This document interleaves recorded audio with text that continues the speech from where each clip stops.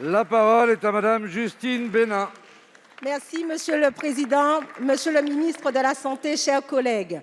Aux côtés des députés du groupe démocrate, j'associe à ma question le député Max Mathiasin ainsi que l'ensemble des députés de Guadeloupe, Olivier Serva et Hélène Vainqueur-Christophe. Dans ma circonscription, j'étais encore la semaine dernière, mais aussi sur l'ensemble du territoire de la Guadeloupe, je vois chaque jour la peur, l'angoisse, les tensions des femmes, des hommes, des jeunes, des moins jeunes face à l'obligation vaccinale. La réalité du taux de vaccination dans notre territoire est inquiétante. À titre d'exemple, 30 à 40% du personnel soignant est vacciné. Cette réalité-là n'est pas viable pour assurer la continuité des soins, d'autant plus que les remplacements ne sont pas possibles faute de remplaçants vaccinés.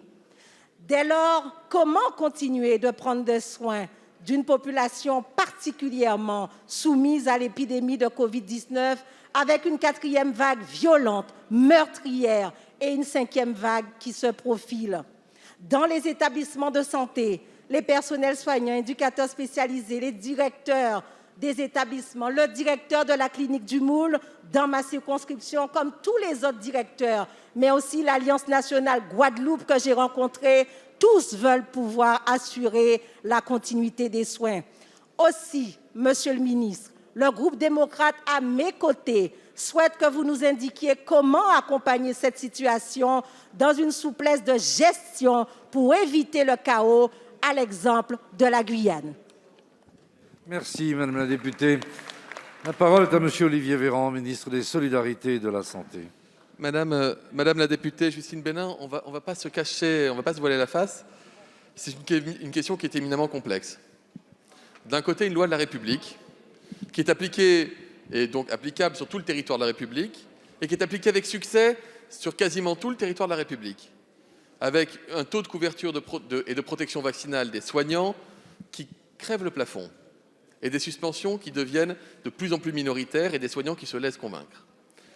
Et donc un impact sur la santé et la sécurité des malades dans les hôpitaux et des personnes âgées dans les EHPAD.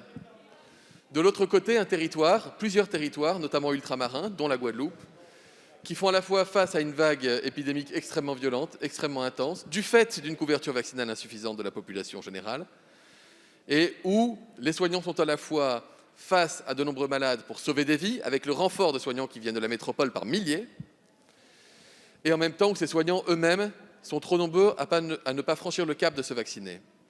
Est-ce que nous devons baisser les bras et considérer qu'en Guadeloupe ou en Martinique, l'obligation vaccinale des soignants et donc la protection indispensable pour les malades et les personnes fragiles ne serait pas plus importante ou pas aussi importante que sur le reste du territoire de la République? La réponse est non. Donc évidemment que l'obligation vaccinale doit s'y appliquer chez les soignants comme elle s'applique en République.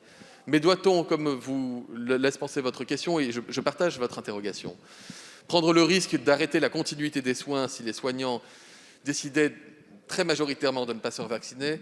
Il ne s'agit évidemment pas de fermer un hôpital ou un EHPAD et de mettre la vie des gens en danger. Aussi, j'ai demandé à ce que cette obligation vaccinale auprès des soignants soit appliquée en Guadeloupe comme sur tout le territoire de la République, avec discernement, avec progressivité, à mesure que la pression sanitaire diminue, en m'appuyant sur les directeurs d'hôpitaux, les CME, les médecins, les soignants qui sont eux-mêmes vaccinés pour avoir cet effort de conviction. Mais je le dis, Madame la députée, à la fin des fins, les soignants en Guadeloupe, comme sur le reste du territoire national, devront être protégés pour protéger